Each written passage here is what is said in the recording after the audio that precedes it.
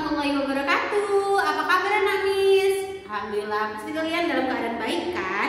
Nah, untuk kita mulai pelajaran kita mulai dengan lapas basmalah. Bismillahirrahmanirrahim. Untuk mempersingkat waktu, mari dilihat videonya. Assalamualaikum warahmatullahi wabarakatuh. Alhamdulillah, kita balik lagi nih ke tema 7 peristiwa dalam kehidupan, subtema 3 peristiwa mengisi kemerdekaan PB 1, 2, dan 3. Perhatikan gambar-gambar ini.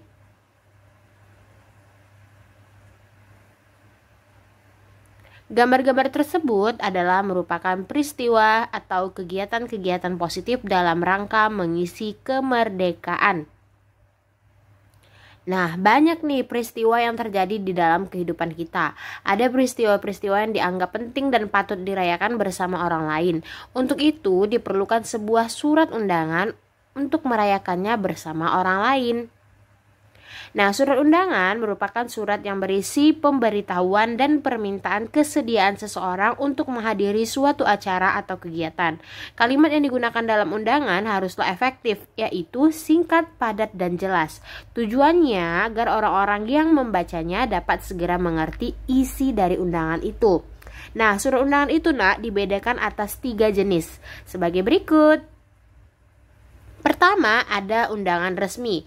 Nah, undangan yang mengatasnamakan sebuah instansi atau organisasi dan kedinasan biasanya dipergunakan untuk kepentingan kedinasan. Contohnya nih, undangan rapat suatu organisasi, kemudian undangan upacara kenegaraan, dan undangan pelantikan pejabat. Nah, kamu nih sering nih kalau di sekolah mendapatkan undangan resmi yang berupa pengumuman-pengumuman gitu, Nak. Nah, itu contoh dari undangan resmi.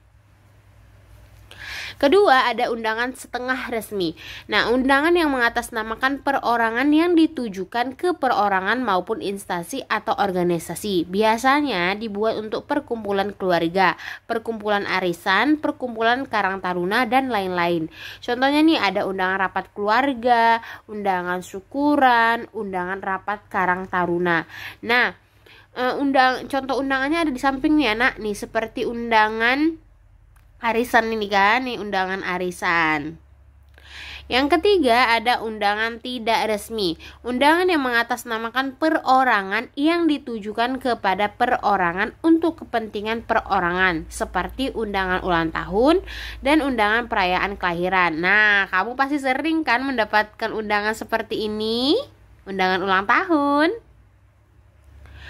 Nah, kamu telah mengetahui nih jenis-jenis surat. Nah, setiap jenis surat itu memuat bagian-bagian surat. Secara umum, inilah gambar bagian-bagian yang ada dalam suatu surat. Nih, yang pertama itu ada kepala surat. Ini kepala surat ya, Nak. Ini kepala surat. Kemudian, bagian kedua itu ada nama dan alamat tujuan. Yang ini, Nak. Terus ada pembuka surat berupa dia dengan hormat, nah, atau assalamualaikum. Kemudian ada isi surat. Nah, isi dari undangan ini apa? Kalau di dalam contoh ini dia berisi tentang pembahasan pembangunan jalan dusun. Nah, diundang pada tanggal dan waktunya sudah ditetapkan di situ kan. Kemudian ada penutup surat. Nah, penutup surat ini berisi seperti demikian, undangan ini kami sampaikan, sekian dan terima kasih. Nah, itu penutup surat ya, Nak. Kemudian ada tempat dan tanggal penulisan surat. Nah, misalnya kalau di sini contohnya tuh Lembayung 25 Oktober 2016. Kalau kamu nulisnya di Medan berarti Medan 25 Oktober 2016. Kemudian ada si pembuat suratnya. Ada dong tanda tangan kita di situ. Nah, kalau di sini nih karena undangan resmi dia tanda tangani oleh pemimpinnya, seperti ini, kepala dusun menterinya nih ya, Nak. Nah, contoh-contoh ini adalah bagian-bagian dari suatu surat.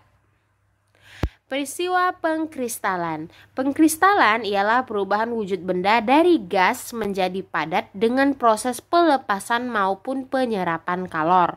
Contoh peristiwa pengkristalan dengan proses pelepasan kalor adalah salju dan gas yang didinginkan. Seperti ini ya nak, ada nih kan salju dan gas yang didinginkan. Kemudian contoh peristiwa pengkristalan dengan penyerapan kalor adalah pada proses pembuatan garam. Garam dibuat dari air laut kan. Nah kemudian diuapkan nih dengan sinar matahari di dalam petak-petak hingga tersisa kristal-kristal garam. Seperti contoh itu nak, tuh ya dipetak-petakkan. Seni rupa daerah Indonesia. Seni rupa daerah adalah seni rupa yang terdapat di berbagai daerah di Indonesia. Seni rupa daerah dapat disebut juga seni rupa tradisional karena dikerjakan secara turun-temurun di suatu daerah. Seni rupa daerah dapat berupa seni kerajinan, seni lukis, dan seni patung. Nah, ini nih kamu pasti tanda nih, ini adalah seni kerajinan dari Sumatera Utara berupa kain ulos. Oke. Seni lukis daerah. Seni lukis adalah seni menggambarkan objek-objek berupa pemandangan alam, tumbuhan, binatang, manusia, benda di alam untuk menimbulkan perasaan keindahan. Salah satu seni lukis daerah yang terkenal adalah seni lukis kaca Cirebon. Juga merupakan seni lukis klasik yang menggunakan bahan dan teknik yang berbeda. Seni lukis kaca Cirebon dibuat dengan cara terbalik menggunakan media kaca. Sketsa dibuat pada kertas yang kemudian ditempelkan nih pada kaca, lalu dilukis bagian sebaliknya dengan menggunakan kuas. Contohnya ada di samping ya nak. Kemudian ada seni patung daerah. Seni patung adalah seni membuat bentuk manusia atau binatang dengan bahan yang lunak atau bahan keras. Patung dari bahan lunak dibuat dengan teknik membentuk, sedangkan patung dari bahan keras dibuat dengan teknik meraut atau memahat. Salah satu contoh patung tradisional adalah patung Asmat yang dibuat oleh suku Asmat yang tinggal di Pulau Papua. Masyarakat suku ini biasanya menggunakan kayu bakau untuk membuat patung yang menjadi bentuk hubungan mereka dengan nenek moyang mereka. Seni kriya daerah. Seni kriya merupakan seni kerajinan dalam membuat benda-benda pakai berdasarkan kegunaan dan keindahannya dalam kehidupan sehari-hari. Berbagai jenis seni kriya dapat dijumpai sehari-hari seperti seni tekstil berupa batik, songket, dan tenun. Selain itu terdapat pula nih seni anyam dan seni ukir. Nah, karya seni tekstil biasanya digunakan pada acara-acara penting dalam masyarakat adat, mulai dari acara kelahiran, pernikahan, hingga kematian. Seni anyaman merupakan seni menjalin bahan berbentuk bilah atau batang dengan menggunakan pola tertentu sehingga berbentuk sebuah benda. Kemudian seni ukir juga telah lama menjadi bagian kehidupan masyarakat di berbagai daerah di Indonesia nih. Seni ukir menggunakan motif tertentu yang memiliki makna dan keunikan tersendiri sesuai dengan budaya masyarakat. Peristiwa lahirnya Pancasila. Pancasila berasal dari bahasa Sanskerta, yaitu panca dan sila. Panca artinya 5 dan sila artinya dasar. Jadi Pancasila berarti 5 dasar atau 5 asas. Istilah Pancasila telah dikenal sejak zaman Majapahit, yaitu terdapat pada kitab Negara Kertagama karangan Empu Prapanca dan kitab Sutosoma karangan Empu Tantular. Dalam kitab Sutosoma, Pancasila berarti berbatu sendi yang 5 atau pelaksanaan kesusilaan yang 5. Lahirnya Pancasila sebagai dasar negara terjadi pada saat sidang BPUPKI, Badan Penyelidik Usaha Persiapan Kemerdekaan Indonesia yang pertama. Berikut usulan-usulan dasar negara yang disampaikan oleh 3 tokoh bangsa. Yang pertama adalah tanggal 29 Mei 1945, Muhammad Yamin mengusulkan 5 dasar negara nih. Yang pertama peri kebangsaan, yang kedua peri kemanusiaan, yang ketiga peri ketuhanan, yang keempat peri kerakyatan, dan terakhir yang kelima adalah kesejahteraan rakyat. Kemudian pada tanggal 31 Mei 1945, Profesor Dr. Mr. Supomo dalam pidato singkatnya mengusulkan 5 asas juga nih.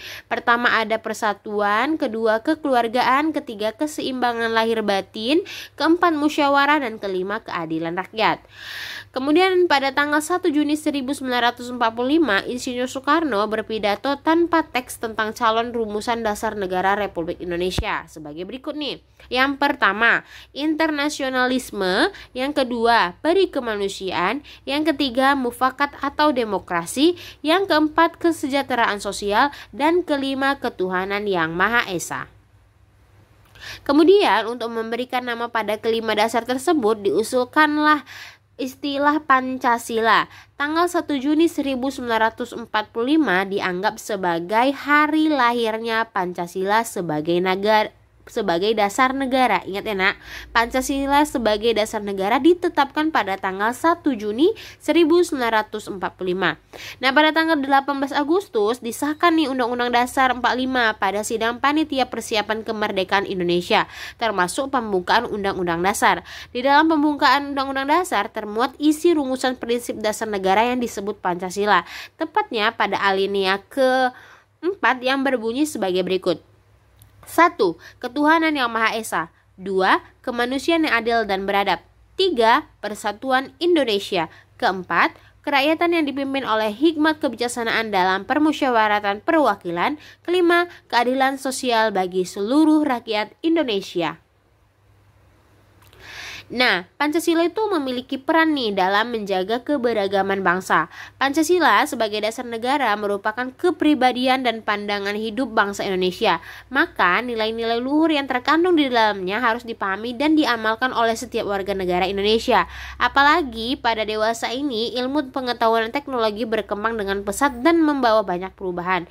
Nah, perubahan-perubahan ini nih yang akan bisa mempengaruhi sikap dan perilaku seseorang. Masyarakat Indonesia yang terdiri atas berbagai suku bangsa yang hidup dalam lingkup budayanya masing-masing. Budaya yang beragam ini menunjukkan kekayaan budaya bangsa Indonesia. Bagi bangsa Indonesia, Pancasila merupakan ukuran dan pedoman nilai dan norma untuk menyikapi pengaruh dan perkembangan iptek. Pancasila merupakan pandangan hidup yang telah menyatu di dalam kebudayaan bangsa Indonesia. Nah, terima kasih Ana sudah menonton penjelasan dari Miss. Kalau kamu ada yang belum mengerti, kamu bisa menghubungi Miss langsung. Assalamualaikum, bye-bye. Oke.